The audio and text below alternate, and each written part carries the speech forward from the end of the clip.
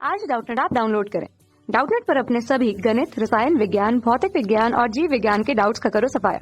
बस प्रश्न की फोटो खींचो, एक ही प्रश्न को क्रॉप करो और तुरंत वीडियो सोल्यूशन पाओ। अभी डाउनलोड करें। नमस्कार दोस्तों, आज का हमारा सवाल है एक्स अक्ष को मूल बिंदु से 3 दूरी पर स्पर्श करने वाले तथा वाई अक्ष को वाई अक्ष पर 2√7 अंतःखंड बनाने वाले वृत्त का समीकरण है। तो आइए इस सवाल को हल करते हैं। तो एक्स अक्ष को तो स्पर्श कर रहे हैं और वाई अक्ष पर अंतःखंड काट रहे हैं। तो सबसे पहले मैं यहाँ पर इसका चित्र बनाऊंगा। तो ये हमारे पास एक एक्स वाई तल हो जाएगा।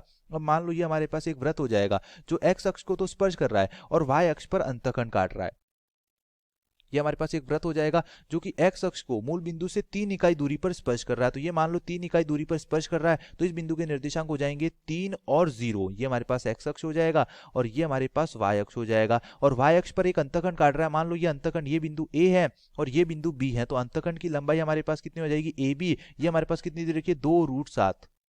तो इस वृत्त का समीकरण निकालना है। अब यहाँ पर इस प्रकार का दूसरा वृत्त भी हो सकता है। मान लो एक वृत्त यहाँ पर एक्स अक्ष को यहाँ पर स्पर्श कर रहा है और ऋणात्मक वाई अक्ष पर अंतःखंड काट रहा है। तो एक समीकरण हमारे पास इस प्रकार भी आ जाएगा। इसी प्रकार यहाँ पर क्या बोला है, मूल बिंदु से 3 दूरी पर, तो 3 दूरी धनात्मक अक्ष की तरफ भी हो सकती है और ऋणात्मक अक्ष की तरफ भी हो सकती है। तो एक बिंदु यहाँ पर आ जाएगा माइनस का 3 0 और एक वृत्त ऊपर की तरफ भी आएगा और एक वृत्त नीचे की तरफ भी आएगा। तो यहाँ पर टोटल 4 वृत्त आएंगे जो कि मूल बिंदु से 3 दूरी पर स्पर्श कर रहे हैं एक्स अक्ष को और वाई अक्ष पर 2√7 का अंतःखंड काट रहे हैं। तो इस वृत्त का समीकरण निकालूंगा सबसे पहले। तो पहले वृत्त के लिए मान लो इसका केंद्र हमारे पास C है और केंद्र C के निर्देशांक H और K हैं। तो H मतलब बिंदु का X निर्देशांक क्या होता है, बिंदु की Y अक्ष से लंबवत दूरी। तो बिंदु की Y अक्ष से लंबवत दूरी, ये दूरी हमारे पास H होगी और बिंदु की X अक्ष से लंबवत दूरी, ये उसका Y निर्देशांक होगा। तो यहाँ पर बिंदु की Y अक्ष से दूरी मतलब ये जो दूरी है वो हमारे पास इस दूरी के बराबर होगी। तो H का मान तो हमारे पास कितना आ जाएगा, 3 इकाई। H का मान 3 इकाई आ गया। अब यहाँ पर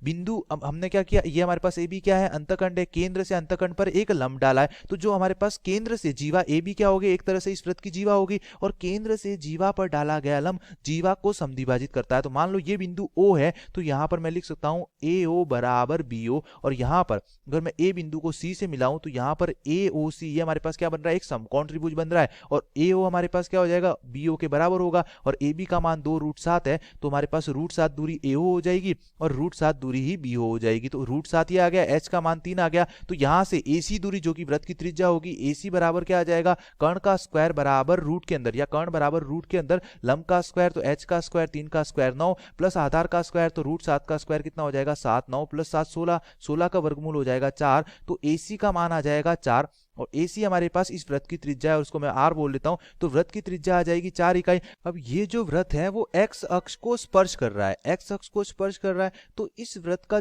केंद्र का जो Y निर्देशांक होगा वो उस वृत्त की त्रिज्या के बराबर होगा, क्योंकि वृत्त की त्रिज्या क्या होती है, वृत्त के केंद्र से वृत्त की परिधि पर स्थित बिंदु की दूरी। तो ये हमारे पास वृत्त की परिधि पर स्थित, मान लो ये बिंदु P है, तो यहाँ पर CP हमारे पास क्या हो जाएगी, इस वृत्त की त्रिज्या हो जाएगी और CP दूरी हमारे पास किसके बराबर है, K के बराबर है। और R का मान कितना आ गया 4, तो K का मान कितना आ जाएगा 4। तो H का मान 3, K का मान 4। तो वृत्त के केंद्र के निर्देशांक आ जाएंगे 3 4 और वृत्त की त्रिज्या R का मान आ जाएगा 4 इकाई। वृत्त का मानक रूप में समीकरण क्या होता है, H के केंद्र वाले वृत्त का समीकरण होता है x माइनस h का whole square plus y minus k का होल स्क्वायर बराबर R स्क्वायर, जहां पर R क्या है, वृत्त की त्रिज्या। अब h और k की जगह 3 4 रखूंगा तो ये हमारे पास आ जाएगा x माइनस 3 का whole square plus y minus 4 का होल स्क्वायर बराबर R स्क्वायर। तो 4 का स्क्वायर कितना हो जाएगा, 16 हो जाएगा।